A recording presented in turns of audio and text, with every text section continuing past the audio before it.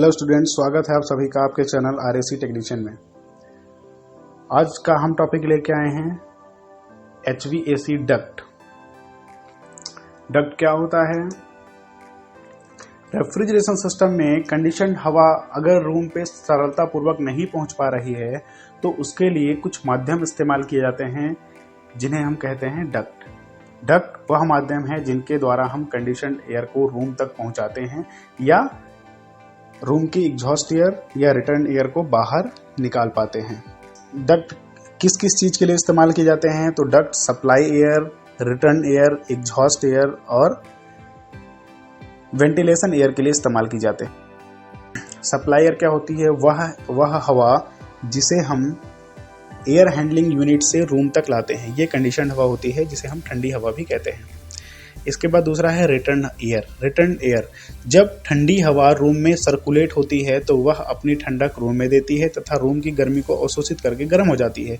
तो उस गर्म हवा को रूम से निकालने के लिए प्रयुक्त डक्ट को हम रिटर्न एयर डक्ट कहते हैं तथा उस हवा को हम रिटर्न एयर कहते हैं। ठीक है। इसके बाद है एग्जॉस्ट एयर, हवा की वह मात्रा जिसे हम रूम में सर्कुलेशन के बाद वायुमंडल में विसर्जित कर देते हैं, एग्जॉस्ट एयर कहलाती है। इसके बाद है वेंटिलेशन। वेंटिलेशन एयर वह हवा की मात्रा है जिसे हम वायुमंडल से ऐड करते हैं, रिटर्न एयर के साथ मिक्स करते हैं, उसके बाद AHU से गुजारा जाता है जो ठंडी होकर हमारे रूम में आती है। ठीक है। इसके बाद है डक्ट डिजाइनिंग। डक्ट डिजाइनिंग क्या कहलाता है? डक्ट की प्लानिंग करना, डक्ट को आकार देना, अनुकूलन करना, डिटेलिंग और डक्ट सिस्टम के माध्यम से दबाव के नुकसान क्या होते हैं? हवा एक लंबी डक्ट में हवा को प्रवाहित हम करते हैं तो जाहिर सी बात है शुरुआत में हवा का वेग ज़्यादा तथा लास्ट धीरे धीरे अंतिम में जाते जाते हवा का वेग कम हो जाता है। तो उस चीज़ को कैलकुलेट करना और उसके अनुसार फैन और ब्लोवर को लगाना, ये कहलाता है दबाव के नुकसान का पता लगाना। दबाव के नुकसान का पता लगाते हुए इन सब चीज़ों को डिजाइन किया जाता है। अन्यथा ऐसा होगा कि किसी एक भाग पे हवा बहुत तेज़ी से पहुंच रही है और किसी दूसरे भाग पे हवा बिल्कुल जा ही नहीं रही है। ठीक है। तो ये सारी चीज़ें कहलाती हैं डक्ट डिजाइनिंग। इसके बाद आता है डक्ट के पदार्थ, मटेरियल ऑफ द डक्ट। पहला मटेरियल जो सबसे ज़्यादा यूज किया जाने वाला है वो है गैल्वनाइज्ड स्टील। ये एक नॉर्मल इस्पात होता है जिसमें जिंक की कोटिंग की हुई होती है। जिंक कोटिंग करने से फ़ायदा ये हो जाता है कि ये जंग रोधी हो जाता है और इसमें पेंट की आवश्यकता खत्म हो जाती है। दूसरा मटेरियल है हमारे पास एल्यूमिनियम। एल्यूमिनियम गैल्वनाइज्ड स्टील की तुलना में थोड़ा हल्का होता है, लेकिन इसकी लाइफ कम होने की वजह से इसका इस्तेमाल हम गैल्वनाइज्ड स्टील से कम करते हैं। इसके बाद है पॉलीयूरेथिन। पॉलीयूरेथिन ऐसा मटेरियल है जो सेल्फ इंसुलेटिंग है, इसमें इंसुलेशन करने की आवश्यकता नहीं होती है। इसके बाद है फाइबर ग्लास। फाइबर ग्लास क्या होते हैं? इंसुलेटिंग मटेरियल होने के साथ साथ ये साउंड के अवशोषक होते हैं, ध्वनि के अच्छे अवशोषक होते हैं। ठीक है। नेक्स्ट टॉपिक है डक्ट का वर्गीकरण, क्लासिफिकेशन ऑफ डक्ट। अगर हम डक्ट को क्लासिफाई करें तो सबसे पहला जो क्लासिफिकेशन है वो है supply air duct. Supply air duct वह डक्ट है जो कंडीशनड एयर को एयर हैंडलिंग यूनिट से कमरे तक पहुंचाने का कार्य करती है। इसके बाद है return air duct. Return air duct वह डक्ट है जो कमरे की कंडीशन की गई हवा जो गर्म होती है उस गर्म हुई हवा को, रिटर्न हवा को कमरे से एयर हैंडलिंग यूनिट तक पहुंचाने का कार्य करने वाली डक्ट को हम कहते हैं रिटर्न एयर डक्ट। इसके बाद आता है fresh air duct. Fresh air duct वह डक्ट होती है जो वायुमंडलीय हवा को, वायुमंडल की फ्रेश एयर को एयर हैंडलिंग यूनिट तक पहुंचाती है। इसके बाद प्रेशर के अनुसार डक्ट के 3 क्लासिफिकेशन किए गए, low pressure duct, medium pressure duct और हाई प्रेशर डक्ट। तो जिस डक्ट में स्टैटिक प्रेशर की value 50 mm of water gauge से कम होती है उसे हम कहते हैं लो प्रेशर डक्ट। जिसमें स्टैटिक प्रेशर की value 150 mm of water gauge होती है उसे मीडियम प्रेशर डक्ट, तथा जिसमें स्टैटिक प्रेशर की वैल्यू 150 से 250 mm ऑफ वाटर गेज होती है उसे हम हाई प्रेशर डक्ट कहते हैं।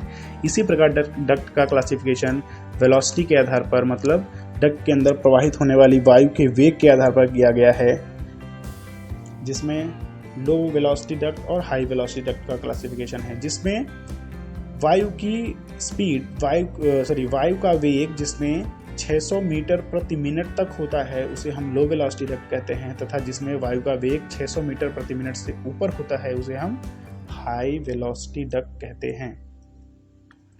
इसके बाद है डक्ट के प्रकार। तो डक्ट के मेनली 3 प्रकार होते हैं, रिजिड डक्ट या कठोर डक्ट। ये डक्ट जो होते हैं वो मेटल से बने हुए होते हैं, ये वाटरप्रूफ होते हैं, इन्हें एक दिशा से दूसरी दिशा में मोड़ पाना आसान नहीं होता है, ये भारी होंगे तथा महंगे होंगे। दूसरा है फ्लेक्सिबल डक्टिंग। फ्लेक्सिबल डक्टिंग ये लचीली डक्टिंग होती है, स्प्रिंग के आकार की संरचना है तथा इन्हें एक दिशा से दूसरी दिशा में आसानी से मोड़ा जा सकता है।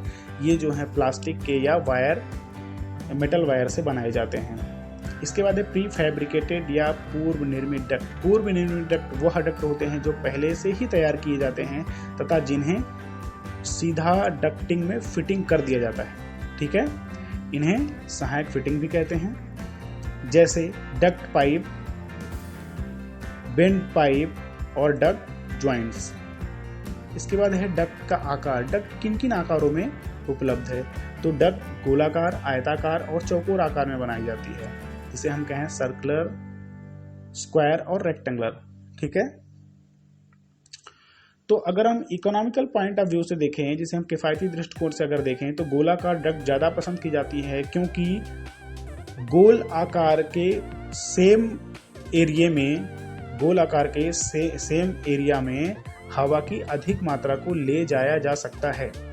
ठीक है, इसी प्रकार से जो रेक्टेंगुलर या स्क्वायर डक्ट हैं वो ज़्यादा इस्तेमाल की जाती हैं, क्योंकि इनके जो कॉर्नर्स होते हैं वो 90 डिग्री पे होते हैं और हमारी जो वॉल्स होती हैं, जो दीवार होते हैं, उनके कॉर्नर्स भी जो होते हैं वो 90 डिग्री पे होते हैं। तो इन्हें हमें फिट करने में ये समतल सतह को प्रदान करते हैं, जिन्हें फिट करने में आसानी होती है और देखने में भी ये सुंदर लगते हैं।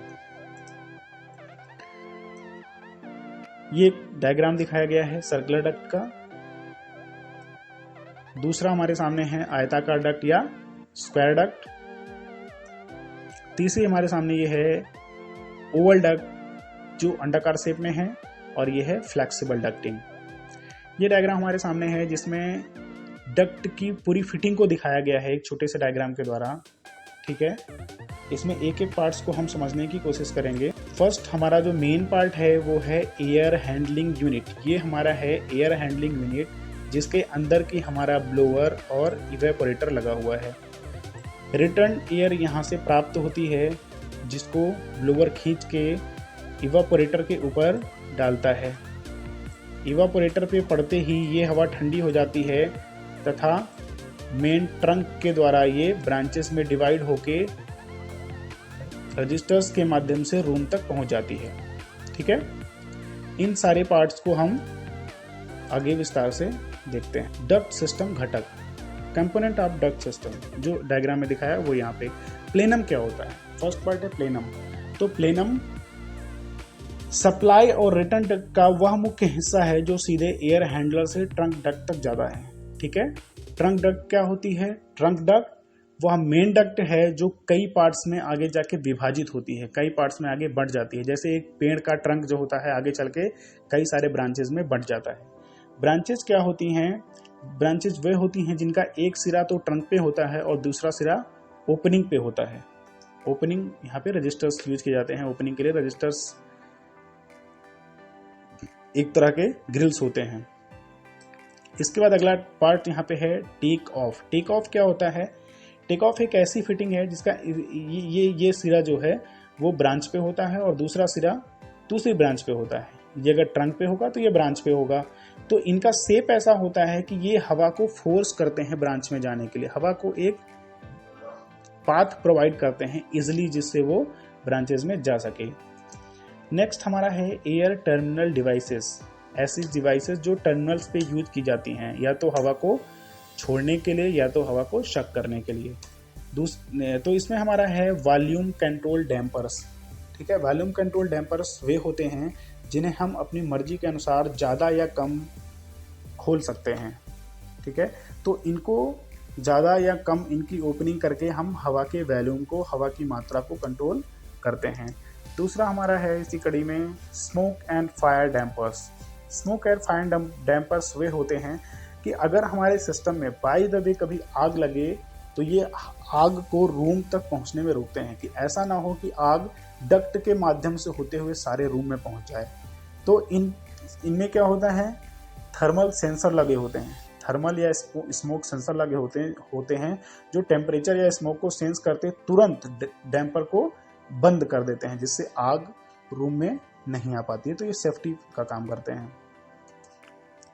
इसके बाद है टर्निंग वेन्स। टर्निंग वेन जैसा डायग्राम में दिखाई दे रहा है, ये कुछ नहीं होता, केवल ये हवा की दिशा को परिवर्तित करने का कार्य करते हैं। इसके बाद है कंपन आइसोलेटर्स। कंपन आइसोलेटर्स वह पार्ट होते हैं जो डक्ट सिस्टम में वाइब्रेशन को सोखने का काम करते हैं, वाइब्रेशन को कम करने का काम करते हैं। नेक्स्ट टॉपिक हमारा आएगा डक्ट डिजाइनिंग का। डक्ट डिजाइनिंग के 3 मेथड बताए गए हैं, जिनमें पहला मेथड है इक्वल फ्रिक्शन मेथड, मतलब समान घर्षण विधि। समान घर्षण विधि में डक्ट में प्रति इकाई लंबाई में घर्षण हानि को इक्वली डिवाइड किया जाता है पूरे डक्ट में, शुरू से लेके अंत तक। ठीक है, मुख्य डक्ट का क्रॉस सेक्शनल एरिया और डक्ट की प्रति इकाई लंबाई में घर्षण हानि उस स्थान के अनुसार होती है। वायु में घर्षण हानि गोल डक्ट में होती है। कभी भी हम जो भी कैलकुलेट करते हैं तो गोल डक्ट में ही, जो कि गोल डक्ट जो होती है वो सबसे इकोनॉमिकल होती है, हमने पहले बताया। इसलिए जब कुछ भी कैलकुलेट करते हैं तो गोल डक्ट में कैलकुलेट करते हैं, और उसका इक्विवेलेंट अगर हम रेक्टेंगुलर डक्ट यूज कर रहे हैं तो पहले हम रेक्टेंगुलर डक्ट का जो एरिया है वो सर्कुलर डक्ट में निकालते हैं, और उन दोनों को इक्विवेलेंट करके बाद में रेक्टेंगुलर बनाया जाता है। लेकिन पहले हम डिजाइनिंग सर्कुलर के लिए ही करते हैं। तो इक्वल फ्रिक्शन मेथड में हम प्रति इकाई लंबाई में फ्रिक्शन की गणना करते हैं शुरू से लेके अंत तक, और उसके अनुसार हम डक्ट की डिजाइनिंग करते हैं। दूसरा है हमारा वेलोसिटी रिडक्शन मेथड। हम ये जानते हैं कि जो एयर की वेलोसिटी है वो शुरुआत में सबसे ज़्यादा और अंतिम में सबसे कम होती जाती है। तो इस तरह से हम वेलोसिटी की गणना करते हैं कि वेलोसिटी में कितना लॉस आता है आगे जाके। दूसरी बात, लॉस के और भी कारण होते हैं जो सहायक फिटिंग होती है डक्ट की, जैसे एल्बो हो गए, फिर कई सारे मोड़ होते हैं और भी फिटिंग होती हैं। तो उन फिटिंग्स के कारण, ठीक है, उन फिटिंग्स के कारण वेलोसिटी में क्या हानि हो रहा है, वो वेलोसिटी को हम पूरा वेलोसिटी की हानि को कैलकुलेट करके उसके अनुसार अपने डैम्पर्स, फैन, ब्लोअर इत्यादि लगाते हैं। तीसरा मेथड है static regain method. Static regain क्या होता है, डक्ट सिस्टम में दो प्रकार के प्रेशर होते हैं। एक को हम कहते हैं वेलोसिटी प्रेशर और दूसरे को हम कहते हैं स्टैटिक प्रेशर। तो जब वायु का वेग कम हो जाता है इसके अंदर, तो जो वेलोसिटी प्रेशर है वो स्टैटिक प्रेशर में परिवर्तित हो जाता है, जिसके कारण हमें स्टैटिक रिगेन प्राप्त हो जाता है। स्टैटिक रिगेन मेनली इसमें समझने वाली बात है। स्टैटिक रिगेन क्या होता है, तो इन्हीं दोनों प्रेशर जब जैसे ही वेलोसिटी कम होगी, वायु का वेग कम होगा, तो जो वेलोसिटी प्रेशर है वो स्टैटिक प्रेशर में परिवर्तित हो जाएगा, और स्टैटिक प्रेशर में परिवर्तित हो जाएगा तो हवा के बहाव में रुकावट पैदा करेगा, हवा के बहाव में घर्षण पैदा करता है, जिसे हम स्टैटिक रिगेन कहते हैं। ओके स्टूडेंट्स, आज के लिए इतना ही। इस वीडियो की PDF फाइल आपको नीचे डिस्क्रिप्शन बॉक्स में मिल जाएगी। Thank you all.